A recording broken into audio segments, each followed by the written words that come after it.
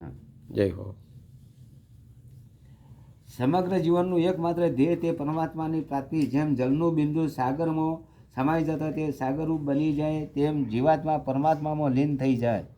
બ્રહ્મ પદાર્થો દ્વારા આપણને કદી પણ તૃપ્તિ મળવાની નથી. તો તૃપ્તિ શોમાંથી મળે? તો જવાબ એક જ છે, તૃપ્તિ આત્મામાંથી મળે. આવી ખાતરી આપણને એક વખત થઈ જાય તો પછી બહારના પદાર્થમાંથી આપણે તૃપ્તિ મેળવવા નહીં જઈએ. સાચી તૃપ્તિની શોધમાં જે માણસ નીકળે છે તે સાધક. મનુષ્ય આજે જે જીવન જીવે છે તે નૈસર્ગિક જીવન જીવતો નથી, પણ તે જે કંઈ ક્રિયાઓ કરે છે તેના મનમાં રહેલી કામનાઓના દબાણ હેઠળ કરે છે. જેમ એક મજૂર માથે બોજો લઈને ફરે છે, તેમ માણસ માથે કામનાઓનો બોજો લઈને જીવી રહ્યો છે.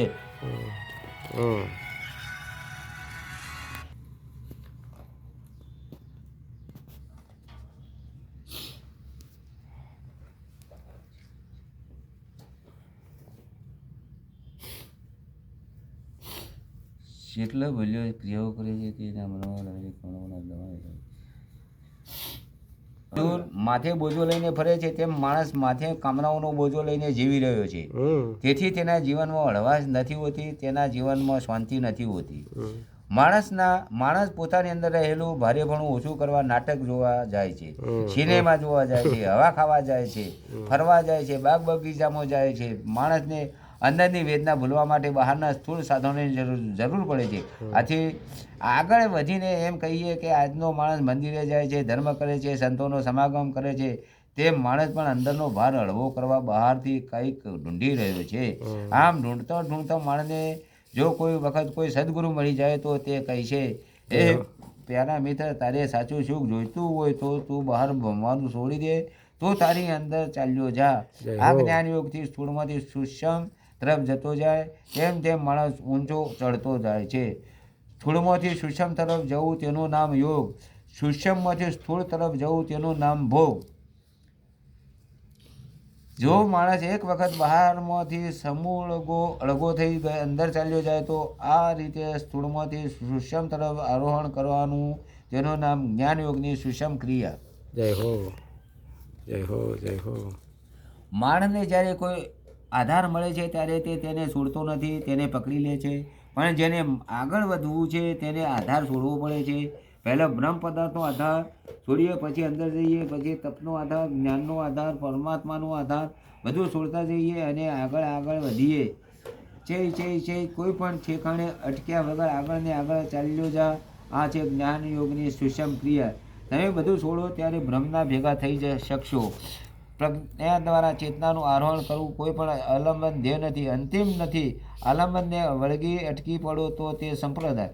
સાધનાની બધી ક્રિયામાં ચિંતન પ્રક્રિયા શ્રેષ્ઠ છે. ચિંતન ધ્યાન છે. આવો માણસ દ્રશ્ય જગતને ભૂલી જાય છે, તે અદ્રશ્ય સૃષ્ટિમાં પ્રવેશ કરે છે, સૂક્ષ્મતમ અવસ્થામાં જાય છે.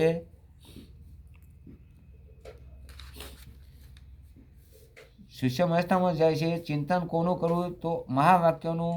શ્વાસે શ્વાસે પ્રભુ સ્મરણ લે, વૃથા શ્વાસ મત ખોય, ન જાને શ્વાસ ખા ફિર આવાગમન કબ હોય. આ રીતે આપણે મહાવાક્યનું ચિંતન કરવું જોઈએ. મહાવાક્ય એટલે બીજ નાનું હોય પણ એમાં વિશાળ વૃક્ષનો વિસ્તાર સમાયેલો છે. જેમ વજન ઓછામાં ઓછું તેમ વસ્તુની કિંમત વધારેમાં વધારે. જેટલી વસ્તુ સૂક્ષ્મ તેટલી તેની કિંમત વધારે. તે જ રીતે જેમ શબ્દો ઓછામાં ઓછા પણ ગહનતા વધારે, તે મહાવાક્ય. આવા મહાવાક્ય બે છે, તત્વમસી, સોહમ. દૂધનો સાર ઘી, તેમ સર્વશાસ્ત્રોનો સાર તત્વમસી. બરાબર તે વ્યાપક, વિશાળ, વિરાટ. એમાં વિરાટ શક્તિ ભરેલી છે, તે ઈશ્વર, બ્રહ્મ, ચેતન, આત્મા. તત્વમસી તો તે તું છે. આવું ભાન એક વખત થઈ જાય તો બેડો ભાન. આધ્યાત્મિક શાસ્ત્ર એ આવું ભાન કરાવવાનું સાધન. જ્ઞાનીઓ કહે છે કે તમે જે માની બેઠા છો તેમાં રાચવાનું બંધ કરો. તમને જે માનો છો તે ખરેખર તમે નથી. તમે આ બધાથી જુદા છો. તમે તો તે છો. તત્વમસી. આવું જ્ઞાન થાય તે જ્ઞાનયોગની સૂક્ષ્મ ક્રિયા. હું શરીર નથી, હું ઇન્દ્રિયો નથી, હું મન નથી, હું બુદ્ધિ નથી, હું આકાશ નથી. આ બધું જે દેખાય છે તે હું નથી, પણ હું તો ચિંતાનંદ સ્વરૂપ સોહમ છું. હું ચિંતાનંદ રૂપ શિવ છું. આવું જ્ઞાન થતાં કોટી વર્ષનું સ્વપ્નું સહેજમાં વિલીન થઈ જાય છે. ચિંતન કામનાઓને બદલે મહાવાક્યનું કરવું, ઇન્દ્રિયોથી પર, બુદ્ધિ પર, મનથી પર, હું છું. અંદર જતાં જળહળ જ્યોતિ જણાય છે તે તું છે. તું તને જે માની બેઠો છે તે તું નથી. નહીં હમ પુરુષ, નહીં હમ નારી, વર્ણ ન ભાત હમારી, નહીં હમ મનસા, નહીં હમ વાયા, નહીં હમ મનસા, નહીં હમ વાચા. નામ અને રૂપ એ બધાની પર એવું તારું અસલ સ્વરૂપ તું એક વખત જોઈ લે. એ ચેતનાની સાથે તારી જાતને તું જોડી દે. તું ચેતનમય બની જઈશ. મીઠાની ગોગળી પાણીમાં ભળતા તે જળમય બની જાય છે. રામકૃષ્ણ પરમહંસ મા કાલીની પૂજા કરતા તે ફૂલ ક્યારેક મા કાલીના મસ્તકે ચડાવે અને ક્યારેક પોતાના માથે ચડાવે. એક વખત શિષ્યે પરમહંસને પૂછ્યું, ભગવાન આ શું કરો છો? રામકૃષ્ણે કહ્યું, પ્રિય મા કાલી તે હું છું અને હું તે જ છે. કે હું એ કે જુદા નથી, એ જ છે. ભગવાન રામે સ્થૂળ દેહથી હું ભિન્ન છું તેમ ઇન્દ્રિયોથી પણ હું ભિન્ન છું, લાગણીઓથી પણ ભિન્ન, તે મન અને બુદ્ધિથી પણ ભિન્ન છું. હું તો આત્મા છું, પરમાત્મા સ્વરૂપ છું. આવું ભાન થઈ જાય તે સાચું જ્ઞાન. ભગવાન રામે હનુમાનને પૂછ્યું, તું કોણ છે? હનુમાને કહ્યું, પ્રભુ જો દેહભાવથી પૂછવા કે હું કોણ છું તો આપ મારા સ્વામી છો અને હું તમારો દાસ છું. પણ જો આત્મભાવથી પૂછતા હો તો હું તે તમે છો અને તમે તે હું છું.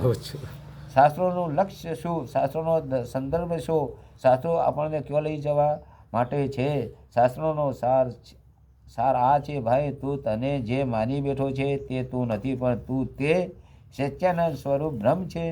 માટે આત્માને જાણવો એ જીવનનું લક્ષ્ય. એને જ જાણો ત્યાં સુધી બધું વ્યર્થ. જ્યાં લગી આત્મા તત્વ ચિંત્યો નહીં ત્યાં લગી સર્વ સાધના જૂઠી. તમામ કામનાઓને નિશ્ચયપણે છોડી દઈને જે માણસ આત્મા વડે આત્મામાં સંતોષ થાય છે તે પ્રજ્ઞા સાધક બને છે. જય હો, જય હો.